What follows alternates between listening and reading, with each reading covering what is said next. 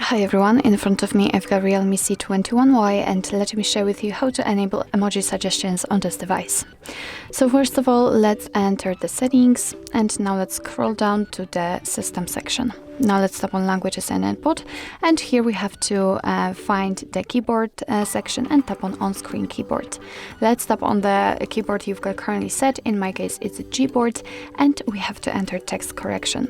As you can see, on the 4th position we've got show emoji suggestions option, which is in my case turned on, but if you've got it turned off, all you have to do is to simply tap on this switcher right here. I accidentally turned off the auto correction option.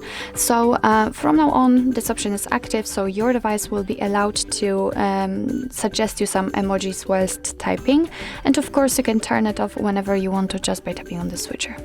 So actually this is it. This is how to enable emoji suggestions in your REALME C21Y. Thank you so much for watching. I hope that this video was helpful, and if it was, please hit the subscribe button and leave the thumbs up.